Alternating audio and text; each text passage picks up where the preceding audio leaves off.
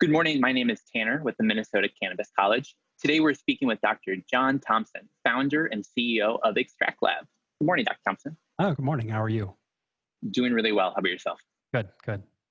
Good. Well, today I'd love to dig a little bit into two different facets of the cannabis industry, looking both at the science and the business of working on the extraction side, looking both at hemp and cannabis. So we can start sort of by jumping into the science. Very generally, Extract Lab uses a CO2 extraction method. Sort of why did you choose that, and what are some of the benefits of that method?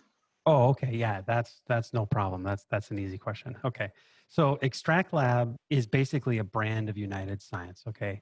And United Science was involved in basically producing and building the processes and extraction procedures for one of the two cannabis operators in Minnesota currently. We were there at the very beginning. And we ended up looking at all the different technologies at the time. In fact, back in 2014, before, say, ethanol and cryoethanol got very, very popular in the last maybe year and a half, we were doing those ethanol extractions way back then. Okay. And we just looked at it from the standpoint of cleanliness and being able to produce clinical grade oils is what our goal was from a medical standpoint and a medical program. So we wanted to make sure that our extracts were free from residuals. And ethanol, if you want to use ethanol, you can buy organic ethanol or you can buy ultra pure 200 proof ethanol, but it's very, very expensive. Most people don't extract at a large scale with that type of material. And so the alternative is a distilled, denatured ethanol, which has all of these contaminants in them. And it turns out that if you use that distilled or that denatured ethanol, all of those small contaminants end up in the extract. Okay. Now they are removed, but they're always there and present in some residual level. And I wanted to have the most pure and clean extracts possible. So we stuck with CO2 because the residuals are non existent with CO2. You extract at a higher pressure and then you let the pressure go back to atmospheric pressure and all the CO2 goes away. So it's a very, very clean technique, doesn't leave any residuals. It's easy to do. It's also a low cost. So that would be the other thing. When you look at you're trying to scale up or even just any normal operation, if you're going to use ethanol, it costs a lot of money. So CO2 is, it's a reused product from industrial processes. So it's nice and clean and green. And essentially the costs are very, very high for ethanol compared to CO2. We're looking at maybe 4 to 10 cents a pound for CO2. So it's a very low cost. A lot of operators these days are kind of looking at it. They're looking at the market. Maybe there's a market dip or something like that. And they're like, okay, well, how am I going to stay alive when I have all these high operating costs, right?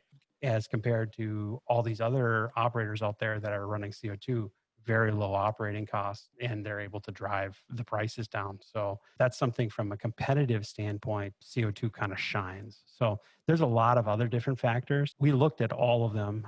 We looked at fluorinated solvents as also. We looked at torfaction, which is basically burning and then condensing the burned materials. So we had a lot of fun. We were in the laboratory checking some things out, seeing how it worked. But just cost and cleanliness is really CO2 shines over the other scientific extraction techniques. It totally makes sense. Yeah. So shifting a little bit from the general CO2, looking at specifically the equipment that you make, what sort of sets your extracting equipment apart from, say, your average extraction tool? Right. Well, if you're going to compare it to other extractors on the CO2 side, it really is a high pressure liquid recycling piece of equipment, which means that it doesn't really take the CO2 back to a gas. It just keeps reusing it in a liquid cycle. So that's one thing. It's very high throughput because of that. So a lot of times what was really limiting, if you go back, maybe rewind the tape, maybe 4 or 5 years, essentially what you were dealing with there were very low pressure CO2 systems. And with that low pressure came very, very long run times. And so the throughput was really low. Operators were trying to scale up.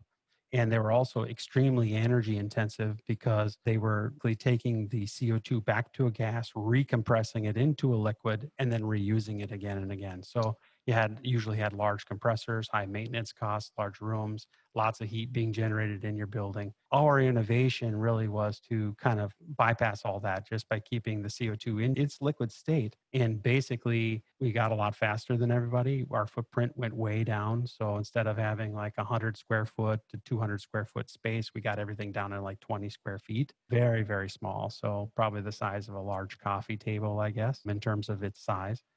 And also the power, we brought the power way down. So instead of having a 400 amp panel hooked up to your CO2 extractor, we'd be able to run it off of a traditional 100 amp, three-phase panel. So power, throughput, and footprint were the three key factors, and they still are.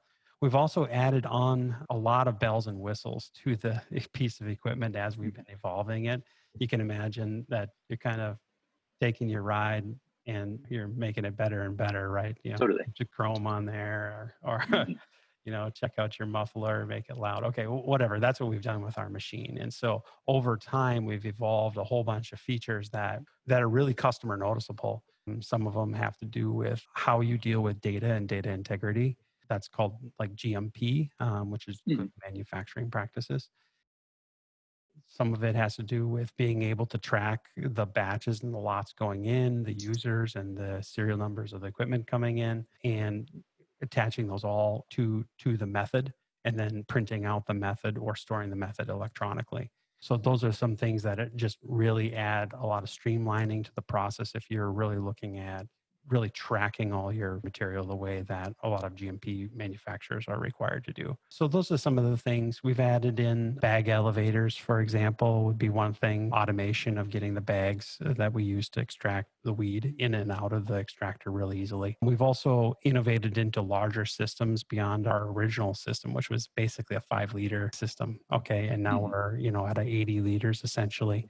Gotcha. And those are pretty fast machines. I mean, they can do about 840 pounds in a day. So that's a lot of material. And Mhm. you put, 3 of those into a room the size of, probably about the size of the office that you're in, maybe 400 or 500 square feet, and you can do a ton a day in that. So Gotcha. Okay. yeah. So just kind of, you can see how it scales up in a very small footprint, high throughput. So we've kind of engineered it so that also it's got some great industrial design to it. And, a lot of the other machines that you see out there, they look like just a bunch of pipes hanging around. So we've made it into a nice looking machine. So that's what we do with our extraction. We don't only do extractions though. We have distillation equipment and solvent removal equipment. We have filtration equipment. We have software and hardware for tracking, tracing, and things like that. So Very cool. That's yeah, awesome. yeah. Yeah, I think a lot of those processes, sort of those GMP, as you call them, are really well shown in the tour that you gave of your extraction facility. Oh yeah. For anyone who hasn't seen that, I definitely recommend checking it out. You mentioned in that video that one of these machines, or a couple of them, can be manned just by one employee. Right. Is that something that sets your machines apart from everyone else's? Are yours a little bit easier to use for the tech itself? Yeah, I think the technician, by definition, it's a batch process. So you're not continuously putting material in and continuously taking it out. So you have to have someone who's manning the machines. So one person can easily do 9 of those machines. I think when I said easily, maybe I'll take that back. Actually, they can easily do about 6, and then a really super user could do about 9. Okay. Okay. Means just keeping them up. They're working it for sure. So if you have just a machine, your technician has like lots of downtime.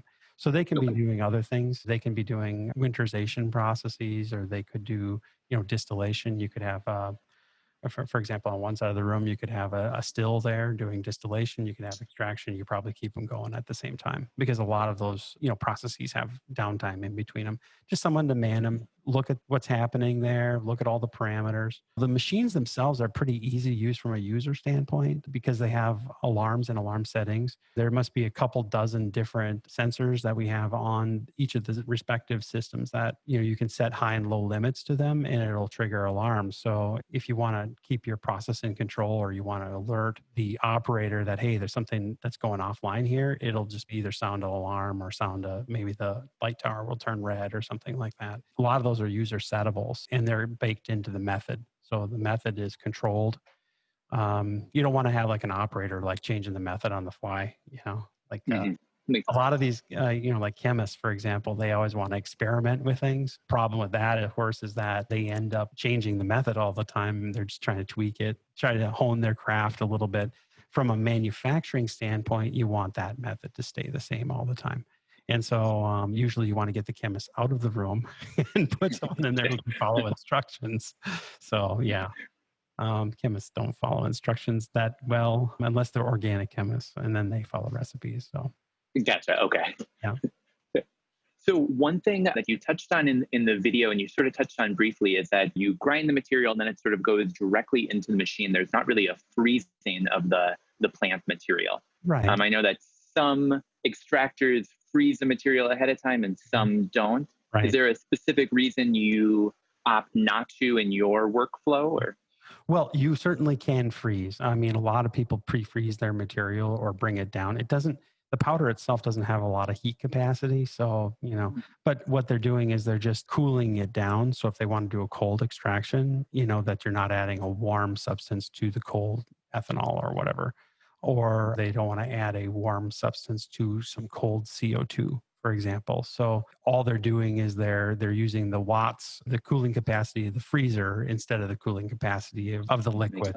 That's all it is. I don't think that's more or less a process method thing. And we kind of leave that stuff up to our customers. We give them a piece of equipment that, hey, you can change the inlet temperatures, you can change the extraction temperatures, you can change the pressures, you can do low pressure, a long run at a cold extraction, or you can do a high pressure at a high extraction rate at a high pressure. It's kind of up to you. You develop your own method, and we give you the equipment that it has the capabilities to do a range of methods.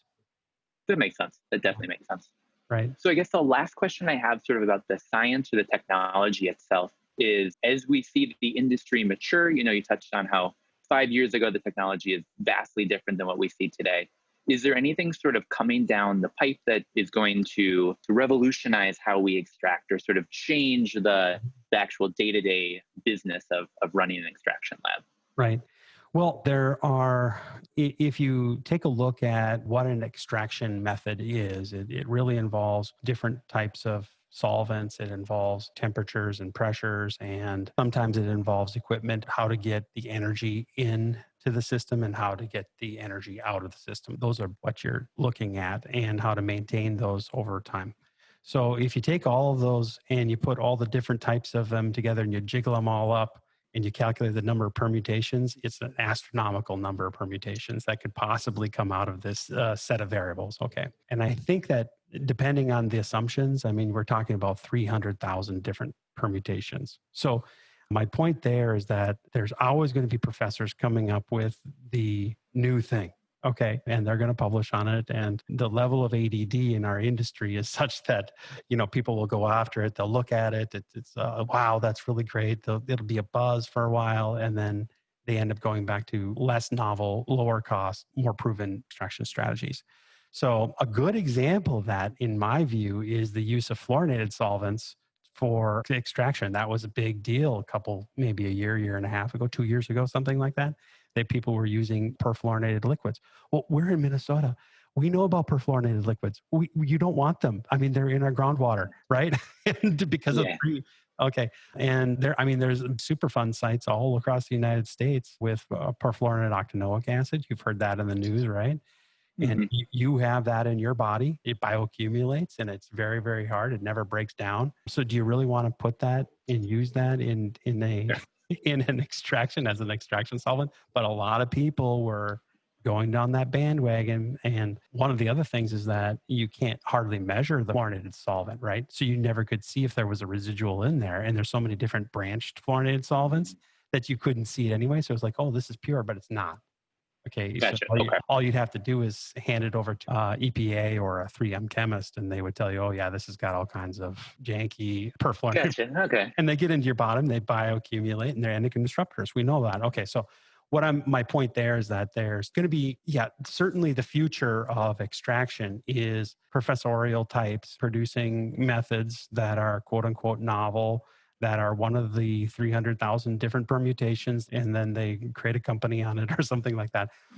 I think that you really have fundamentally, though, some major constraints on it. One of it is the cost, like I was saying, the cleanliness. So you're really limited to a couple of different solvents. Like, I mean, if you're going to use ethanol, certainly heck don't use denatured solvents, right? I mean, because that's just, Mhm. it's bad idea. But CO2 is really clean. So I can kind of see, CO2 has been around for decades and decades. It's pretty clean as an extraction solvent is used industrially.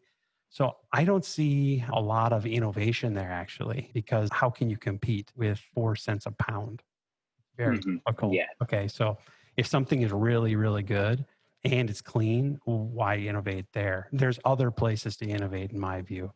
And I'm an innovator. Okay, I can, so some of the same calculations back when we first started kind of came in there and said, oh well, why would we want to do this versus the other thing versus the other thing? It kind of like some things are no brainers where they don't really change. And probably 50 years from now, people are still going to be using CO2 at a large scale to do separations of hemp. I don't doubt it. So, uh, Very cool. So maybe the machine will be different, but the yeah, process is still CO2. they'll probably be larger machines, some at scale. I mean, if you've seen some large, if you've seen that show, How It's Made, there's a really Hmm. good show in there on, I love that show. That's great. Hmm. But you go in there and you can see there's one episode on how coffee is decaffeinated. And there's this huge, huge CO2 extractor there. I mean, literally there's a crane, and it's pulling up the top and Hmm. everything. So I can see, depending on the size, hemp and all that stuff, maybe that's where that's going. So we'll see what happens. I mean, right now the market. I mean, if you're doing a ton a day of hemp and Hmm. selling it, you're doing really good. I mean, the market is kind of sized that way. If you're doing 5 tons, you're like a superstar, and 10 tons, you're just like, I don't know what I'm going to do with all the material that I'm Gotcha. producing. So yeah, there's they're producing enough material for a $5 billion to $10 billion market all by themselves. So you know, Okay. so the Yeah. market itself has to expand out into other different applications to have the basis to really eat up all of that raw materials that people are producing. Yeah. That totally makes sense. So the 5 ton throughput isn't necessarily like the physical limit, but it's Oh, more, it wouldn't business sense make wise to do any more than right. that. Right. Okay. Exactly. Yeah.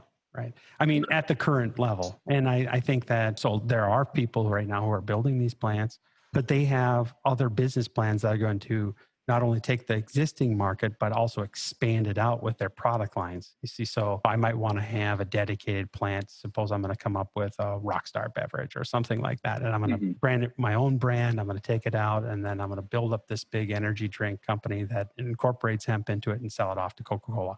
Okay, that's what people are doing. So they're actually creating whole new markets. That's why I think the estimated market size for the hemp market globally being right between 20 and 30 billion is actually quite small and underestimated because people are going to be using this in different things. And really, it's only the FDA that's stopping people from the market from expanding. So, like they have done with cannabis from the very beginning, for a long time, actually, not from the very beginning, but it's been in use for a long time, millennia actually, and Hmm. FDA, and the war on drugs and the Controlled Substance Act has basically brought it to nothing, made it illegal, put a lot of people in jail, um, you know, unnecessarily. One of the things about Schedule One, actually, kind of interesting, is that Hmm. it has no medical benefit. That's one of the criteria for it, and I think that idea has changed radically in the United States. I mean, people don't believe that. So the FDA is asking us to believe that there's no medical benefit to Hmm. cannabis. It's a ridiculous statement. It's on its face. And Yeah. in what they say is there's no medical evidence. So in the meanwhile, people suffer. People where maybe I don't know if cannabis is life saving in any instance, but certainly life alleviating, life enhancing it would be. So yeah, I just think that something has to change there from a regulatory standpoint. That was a side note. Sorry about that. No, no, absolutely. That actually really transitions nicely to sort of what I want to talk about next, which is sort of what we can expect to see from the industry over the next couple of years. So we've seen hemp drastically expand, going from 6 growers in Minnesota to now over 300 in just a couple of years. Yeah. And we've also seen a number of states in the Midwest add on recreational or adult use cannabis programs, I think it's fair to say we can expect to see a number of people enter the industry over the next number of years. Yeah, absolutely. Having gone through that process, both yourself starting up Extract Lab and United Health, but also consulting with other businesses, can you tell me a little bit about what actually goes into starting an extraction business? I mean, Sure. obviously you need the paperwork and all that stuff, Right. but what goes into the extraction side? Well, three ingredients: blood, sweat, and tears. Okay, gotcha. Just like any other business. I mean, you really have to have a set. You really need a set of partners that have the same vision and are willing to really work for it. And if you're kind of unequally yoked on those three things, your partnership is going to kind of go away. Or it will self-destruct, or it'll end up.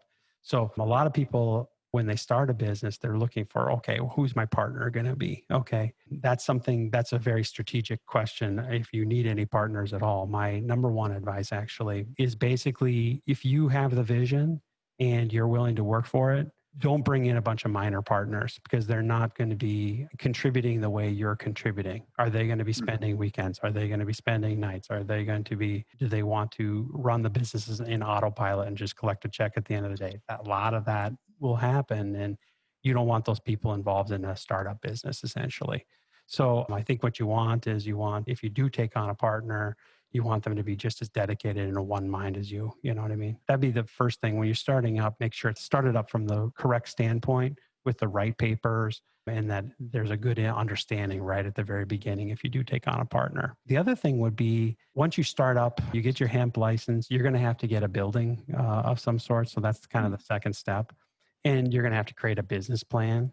And then you're going to have to, probably obtain cash, unless you're independently wealthy. A lot of people, they're just interested in the marketplace, and they're not necessarily independently wealthy, and they feel like they got the drive to do it. If you're that person, what you need to do is create a good business plan and go out to investors, and they will help you obtain money to get the startup funds. So you need a really good business plan. I've talked a lot about this on my own podcast about how to do this. So you need to get a pro forma. You need to, which is basically a financial plan for your business. You need to define your products. That's the very first thing you do. Like, okay, am I going to do tinctures? Am I going to do Dougie treats? What is my plan for my business, right?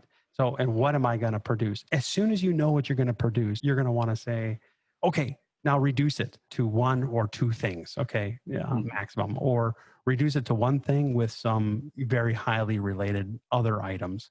Then you create your product forecast, and then you put your price on them, and then you get your cost of goods, and then you build up your SG&A to really support that. Okay, that'll get you, if you do that by month for 5 years out, you will have achieved nirvana in terms of understanding what it's really going to take to do the business. Okay. We have lots of resources for you on our website on, calculators and things, because a lot of people, when they get into that, they're like, okay, they want to know, okay, well, what's the yield that I have, and what is it that I need to think about here, and how do I dose it, and what's the correct dosage? And we have a plethora of just enabling calculators. Really, they're not there to sell you anything. They're there to give you information. So that's something that you should check out if you're starting up. So those are some of the startup things that you need to think about. You're obviously going to need a building, right? And, Totally. Yeah. And there's lots of different things that really go into that. If you're thinking about a building, I mean, I would not go to an urban center and, try to get a processing facility set up there. It's just, it's very costly. The regulatory environment there is less favorable. I would make a processing facility in a more, say, suburban or rural area, out where there's fields, things like that. So very cool. I assume that's sort of the thought that went into both MinMed and Leafline, the two Minnesota cannabis producers. Both have sort of not outstate, but definitely not urban facilities. That's sort of the reason behind it. Yeah, I think Leafline, I think are they in St. Paul or South St. Paul? I thought that they were right down there. They might be. I know MinMed's in Otsego, but that's Yeah. Yeah. A lot of different factors went into that. Some locality, local politics. You want to make sure that you have land use, Hmm. and a lot of different things. Permitting goes into those types of ideas. General location and proximity to the owner's residence. Hmm. Totally. I thought that has a lot to do with it as well. So I would say that, yeah, if there was, for example, MinMed, for example, has a greenhouse, right? A absolutely gorgeous greenhouse. Mhm. And the founder, Kyle Kingsley, he liked plants, and he grew hops and all that stuff. So he wanted to have a greenhouse, and it is a beautiful greenhouse. You're not going to put a greenhouse in downtown Minneapolis; would be too costly. I mean, even out in Otsego, it was a lot of money. So yeah, Okay. yeah, So for people who sort of had the dream of, I want to work in the extraction side of the industry, right. and then I asked that question and maybe they were like, oh, that's a lot of steps. What kind of careers exist in the extraction space, not for the startup, but for the Mhm. maybe the tech side or the chemist? What other jobs are there? Right. Okay. So yeah, starting at the top on the operations side, you obviously have your VP of operations, you have quality people, which basically run your quality system. You have quality technicians. You also have quality assurance technicians and quality control technicians. The quality control technicians, they run the laboratory. Okay, they're running the tests on all of the items coming into the laboratory. So a lot of that. So that's an analytical function, like an analytical chemist, or even someone who just has an aptitude for following instructions and clicking the right buttons. If you can do that, I mean, and you're willing to be taught, you can go do analysis. Actually a really good skill to have, especially for someone starting out. Quality assurance is someone who really manages the entire quality program. So that would mean from very beginning, right from the where the hemp comes into the facility, or even back at the farm, for example, making sure all the quality parameters are met, all the way through to finished goods products going out the door, and then any type of feedback mechanism from the users or from the customers on as to any quality issues, for example. And so that's a big job. And there's lots of people. If you have a good background in GMP quality, that's a big bonus. So in other words, you understand what the requirements of GMP or EU GMP or Canadian GPP, that's going to be really beneficial to your employer. So those are some things. There's operators, that's where those are entry level positions, so that you're going to be Mhm. trained on a specific machine. You're going to be given SOPs and work instructions. You're expected to make sure that you're following those. And then not only that, you are expected to make sure that everything's clean and things like that. That can be a really fulfilling job, essentially, because it's more of a manufacturing job. You're running a process. Think that a lot of operators like to, just because they like to know how to do things, and they like to do things from a manufacturing standpoint. So that's a really great place. There are really great opportunities for operators who demonstrate that they want to learn and they stick with it. What we've seen in our operations is, we hire people who are, may have a series of 6-month long gigs, and then they come to us and they want another 6-month long gig.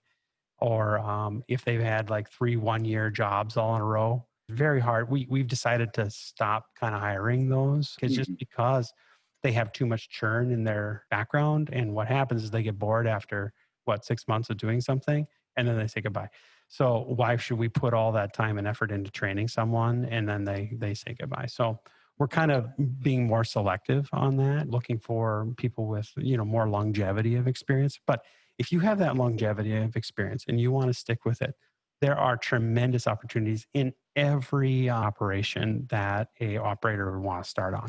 So he may spend a year doing operations, and what will happen is, if he's good, shows up to work on time, does the normal thing Mhm. that normal, you know, shows up to Just be work, a good employee. just be a Mhm. good employee. Yeah.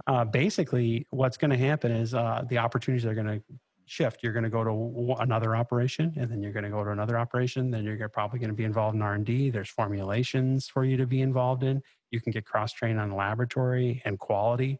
By the time you know it, you have basically a full education. So there's really good opportunities for really good people. And I would say that in the hundreds and hundreds of operations that are in the United States right now doing hemp, they're all looking for people who want to just stick with it, want to learn the processes, want to advance in their career, and are willing to work for it.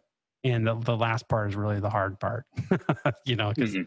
oh, I've been here for 6 months. How come I'm not running the place? Or the other thing would be if you come up with an innovation as an operator going in, and they're like, oh, I got this innovation.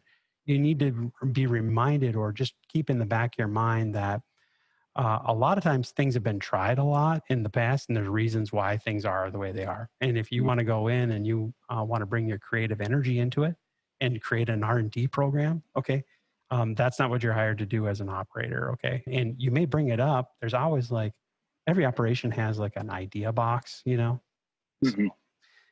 bring it up and then talk to your supervisor about it. And maybe you came up with greatest whiz bang thing.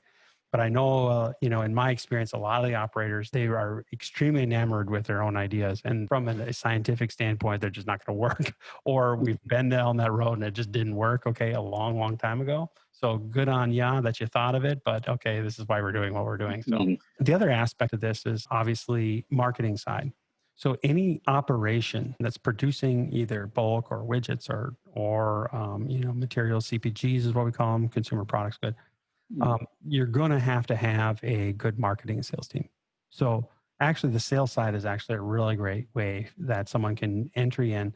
If you have the drive and the stamina to go out and get on the street, sell stuff, there's great opportunities for you. I mean, really good opportunities. In fact, give me a call. I mean, if you got to be self-motivated, I'm not going to call you at 10 o'clock in the morning if, and wake you up. Totally. Okay. But there's a lot of those great opportunities. And on the marketing side, that's very exciting because it's not straightforward. Marketing, for example, hemp products, marketing, cannabis products, there are grave and large barriers to doing that. Part of it has to do with Schedule One. Part of it has to do with, a lot of the normal marketing channels that any other company would have. They're either restricted or they're difficult to get around or they're Mhm. barriers. Okay. So there's lots of things. So in order to be a marketing person, you got to be a guru at it. Okay. And there's lots of opportunities there because you can start on with SEO or start on with maybe your email marketing campaign or something along those lines and just start there. And that's a really great entry point for those of you who are not technical but want to be involved in the CBD business. It's a really great spot. So sales and marketing. Very cool. Yeah. So just sort of wrapping up, you've been in the industry for a while. I'm sure you get this question quite often. But for those sort of looking to enter the space, you gave some great advice on just sort of be a good employee. Any other general advice for people sort of looking to dip their toes in? Well, begin with the end in mind. Okay. I didn't make that up. People have said that forever. Okay. Mhm. Make sure that you have double the amount of money that you think you need. Make sure that you understand that it's probably going to take you twice as long to get there. And yeah, and the sales that you projected in your pro forma are probably going to be half of what you thought they were. So those are some things, just realities. A lot of times what I recommend to, people who are starting out is that they apply this rule of two, which I talk about a lot. It's basically what I just explained. It's just Mhm. make sure that you understand it's going to take you a lot longer than what you thought. Probably at the end of that process, if you knew the things that you knew at the beginning, you probably wouldn't start it at all. Well, that's the wonder and that's the beauty of being an entrepreneur. Okay. It's just not knowing, but doing and kind of taking all the risks and trying to manage them. Okay. So that would be just apply that rule of two to your business plan. Make sure you identify those risks. That's the other thing. With each business, unique business, there are unique risks. Okay. And make sure that you get the fundamentals of your business right, meaning your paperwork.